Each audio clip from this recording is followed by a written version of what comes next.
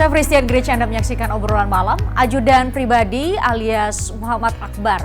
Artinya Muhammad Akbar yang memiliki akun di Instagram ajudan pribadi. Ini banyak sekali followersnya. Sudah ditetapkan sebagai tersangka oleh penyidik di Polres Jakarta Barat. Sudah dirilis, ditetapkan sebagai tersangka seperti saya katakan tadi dalam kasus dugaan penipuan dan penggelapan mobil mewah. Bagi Anda, followers atau mungkin pernah lihat di media sosial, biasanya wajah ajudan pribadi terlihat kocak. Nah, kini hanya membelah saat digelandang polisi sebagai tahanan. Sudah pakai baju tahanan, ada baju berwarna oranye. Ajudan pribadi ditangkap lantaran ketahuan menipu temannya sendiri. Jadi ia menawarkan mobil mewah seperti Land Cruiser seharga 400 juta rupiah. Ini rata-rata di harga di pasaran sekitar 2 miliar ya. Kemudian ada Mercedes-Benz seharga 950 juta rupiah. Mercedes-Benz di tipe tertentu dan tahun 2021 ya. Tetapi setelah ditransfer sekitar total untuk dua mobil itu 1,3 miliar rupiah oleh korban. Mobilnya tidak kunjung datang. Kata polisi atau penyidik di Polres Jakarta Barat ini sudah transfer dilakukan sejak tahun 2021 dan hingga saat ini belum ada serah terima mobil atau belum ada penyerahan mobil dari ajudan pribadi. Kini selebgram yang selalu terlihat kocak ini terancam dibui 4 tahun penjara karena terjerat pasal 378 KUH Pidana.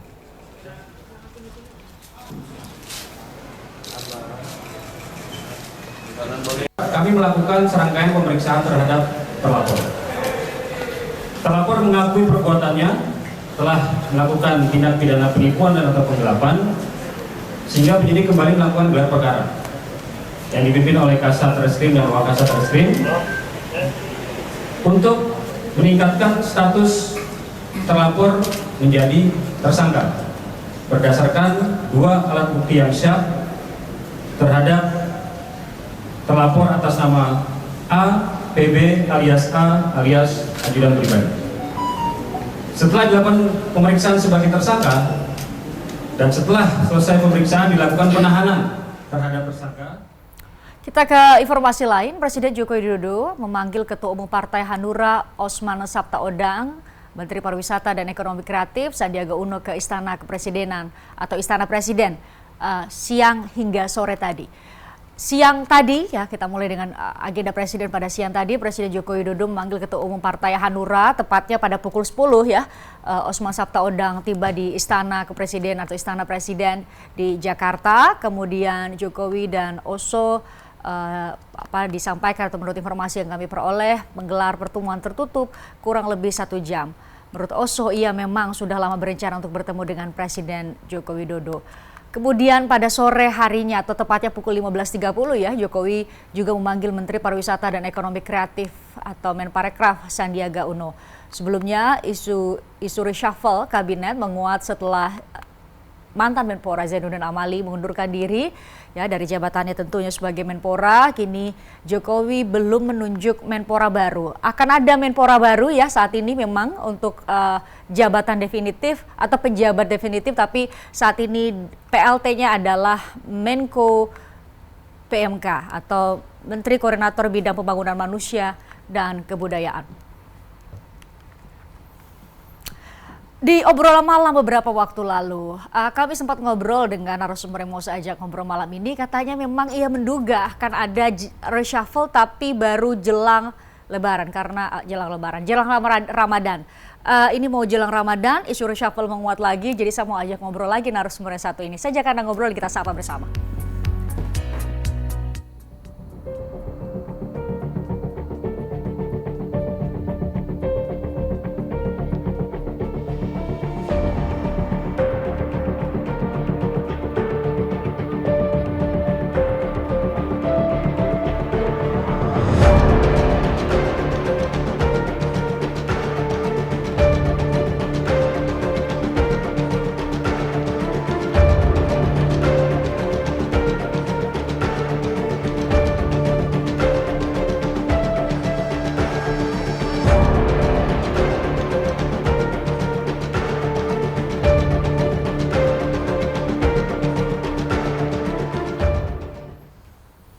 Saya ajak Anda menyapa Direktur Eksekutif Lingkar Madani Indonesia, Ray Rangkuti. Salam, Bang Ray. Bergabung secara virtual. Halo, selamat sore. Ya, Selamat sore, makasih selamat banyak. sore. Bang Ray, tadi di awal saya bilang Iya. ke pemirsa kalau kita pernah ngobrol ketika isu reshuffle ini menguat dan Anda waktu itu menyebut ini kalau saya sih yakin ya bukan sekarang ketika itu ya 2 bulan lalu tapi Iya. jelang Ramadan. Ini menguat lagi, ada sejumlah tokoh, ada sejumlah menteri yang dipanggil hari ini. Memang sih saat ditanya tadi oleh wartawan di Istana, Sandiaga Uno, Menteri Pariwisata dan Ekonomi Kreatif bilang belum tahu apa yang mau diajak atau mau diobrolkan dengan Presiden. Ini bagaimana Anda melihatnya?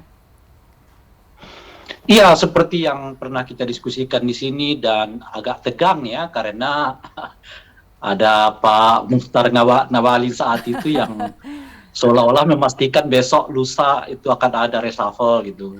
Saya mengatakan rasanya belum ya, tapi ya saya memang mengatakan batas maksimalnya itu Maret ya. Tapi saya nggak tahu tanggal Maretnya tanggal berapa dan seterusnya gitu. Kalau sampai Maret ini nggak ada reshuffle, ya kita jangan berharap lagi akan ada reshuffle, saya bilang. Nah, kenyataannya sebelum memang bulan Maret ini kelihatan persiapan sudah menuju ke arah sana, bukan saja karena ada tanda kutip ya perbedaan politik dengan anggota kabinet yang kita asumsikan saat itu akan di-reshuffle, tetapi juga karena ada keharusan memang untuk melakukan reshuffle, yaitu mundurnya Pak Zainuddin Amali dari jabatan sebagai Menpora. Dan itu mau tidak mau memang harus dilakukan segera reshuffle oleh Presiden gitu. Okay. Jadi ini bukan lagi soal reshuffle karena politik ya sebabnya gitu, tapi reshuffle karena ya adanya pergantian atau adanya anggota kabinet yang mundur dari jabatannya sebagai anggota kabinet gitu. Dan oleh karena itu ya mungkin Maret ini akan dilakukan dan pertanyaannya tentu adalah apakah akan menyasar juga ke anggota kabinet yang pernah sebelumnya kita diskusikan di sini ya kan gitu ya. Nah itu yang baru mau saya tanya ke Bang Ray. Jadi banyak juga yang melihat bahwa ini kan masa jabatan presiden secara efektif ya, karena memang baru 2024 memang akan ada pergantian, tapi efektifnya tinggal setahun lah. Presiden memang harus fokus bersama pembantu-pembantunya, harus fokus untuk bisa mewujudkan janji-janji kampanye. Banyak yang bilang nggak usah lah, nggak usah banyak pergantian di kabinet, kecuali mungkin untuk ngisi jabatan Menpora yang memang secara resmi sudah mengundurkan diri untuk bisa fokus ke PSSI. Menurut Anda sebaiknya begitu saja skenarionya ya, hanya untuk mengisi jabatan Menpora saja, atau harus atau sebaiknya dengan melihat konteks yang ada, dinamika politik yang terjadi saat ini, ya Presiden dengan berbagai alasan bisa melakukan reshuffle? Saya waktu itu kan mengatakan ya memang sebaiknya dilakukan reshuffle segera oleh Presiden gitu. Karena dua tokoh ini seperti berulang kali juga kita jelaskan sudah relatif sulit dipertemukan di dalam satu forum gitu ya. Nah, jadi sudah serba tanggung, Presiden mau mengoptimalkannya juga tanggung, sementara Nasdem untuk optimal juga melakukan kerja-kerja pemenangan Anies Baswedan juga serba tanggung gitu. Nah, oleh karena itu memang jalan yang terbaik baik kedua belah pihak, baik kepada Pak Jokowi maupun kepada Nasdem adalah ya mereka berpisah secara politik gitu ya, yaitu satu mengambil jalan di luar, satunya ya tetap melaksanakan tugas-tugasnya sebagai pemerintah, sebagai eksekutif gitu. Ini menurut saya yang jalan terbaik yang pernah juga kita diskusikan di sini gitu ya. Dan feeling saya pilihan inilah yang akan diambil oleh Pak Jokowi. Oleh karena itu pergantian Pak Zainuddin Amali akan disertakan dengan pergantian setidaknya 2 anggota kabinet dari Nasdem ya, karena alasan pertama yang salah satu dari anggota kabinet Nasdem ini kan juga tengah bersentuhan dengan persoalan yang terkait dengan instansinya, sudah masuk di ranah kejaksaan kan. Setahu saya hari ini juga dilakukan pemeriksaan lagi kan gitu ya. Nah yang kedua, salah satu menteri yang juga banyak mendapatkan kritikan Pak Jokowi khususnya adalah soal impor dan penyediaan kebutuhan makanan pokok kita di Republik ini gitu ya. Jadi kalaupun sekiranya 2 anggota kabinet ini katakanlah misalnya di reshuffle oleh Pak Jokowi, sebetulnya kita bisa melihat argumen-argumen lebih dari sekedar politik gitu loh dalam konteks reshuffle ini gitu. Jadi kan orang mungkin menduga bahwa reshuffle ini konteksnya semata-mata politik gitu. Kalau saya sih tidak ya. Alasan politik tentu saja pemicu, tapi ketika nama-nama ini disebutkan, mereka memiliki argumen yang cukup rasional kalau dilakukan pergantiannya oleh Pak Jokowi.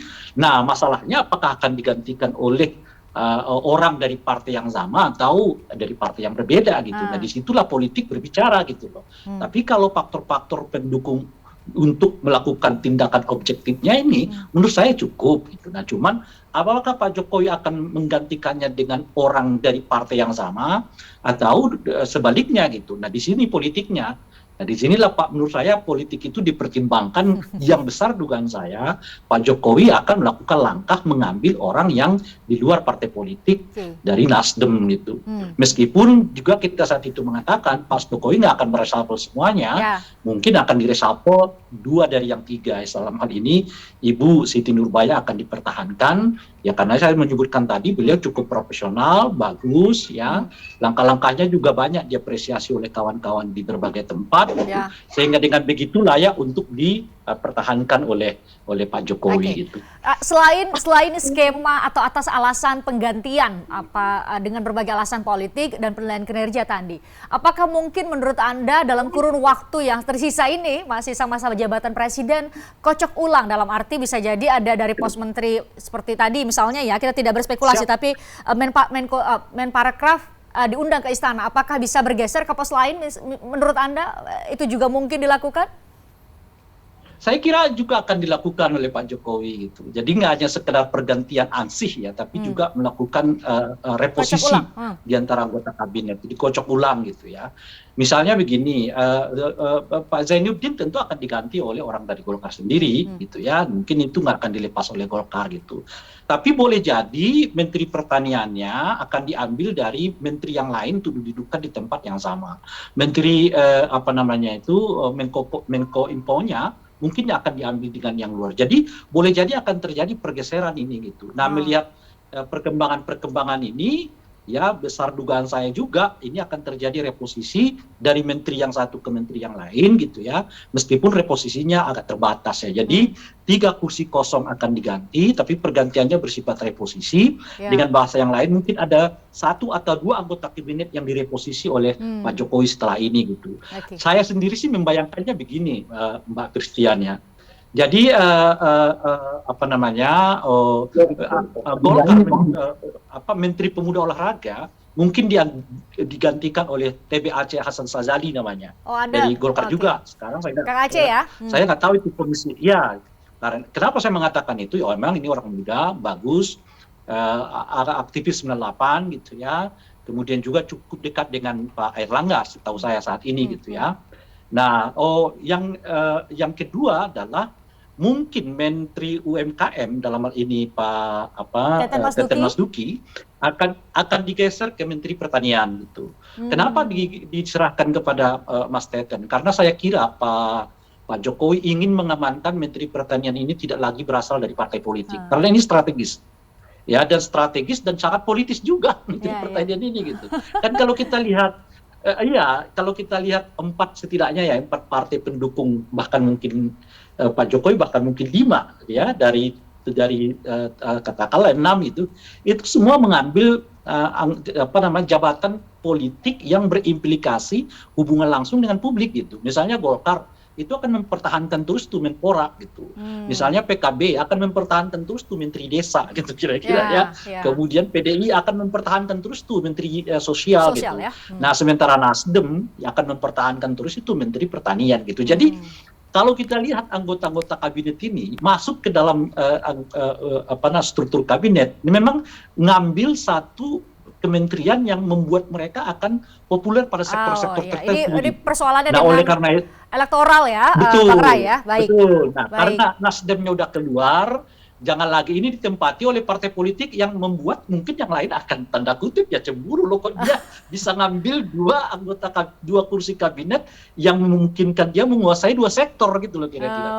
Nah, oleh karena itulah bayangan saya Pak Jokowi akan serahkan kepada orang yang katakanlah non partai, dalam hal ini mungkin Mas Teten gitu duduk di situ, diamankan. Menko akan diserahkan kepada non partai yang lain, mungkin dari luar siapa gitu, bisa Mbak Karlina dan macam-macam. Dan di Menteri UMKM ini akan dinaikkan, saya kira ada namanya staf ahli yang bagus dari Menko Pak Menkop Menko UKM, ya. Menko UKM itu namanya Riza Damanik. Wah. Nah, Riza Damanik bisa dinaikkan sebagai UMKM itu. Wah, luar biasa obrolan singkat kita. Kami nulis isu reshuffle menguat lagi, siapa diganti. Bang Ray bisa bilang di layar siapa nama-nama bahkan yang disampaikan di obrolan malam. Jadi luar biasa. Saya sangat apresiasi pernyataan Anda malam ini. Nanti kita konfirmasi lagi kalau memang jadi reshuffle kabinet oleh Presiden Jokowi. Terima kasih Bang Ray. Anda sehat selalu. Kita jumpa lagi di lain kesempatan. Terima kasih. Usai jeda kami akan kembali dengan obrolan lain ini mengenai aksi saya kurang nyaman menyebutkan ini tapi ya kita harus membahasnya dari berbagai kacamata. Ini pembacokan yang terjadi di Bogor. Saat ini pelakunya adalah remaja. Coba kita konfirmasi masih masuk anak-anak, masih masuk remaja atau apa yang sebenarnya terjadi. Saya ajak Anda ngobrol dengan sejumlah narasumber sesaat lagi.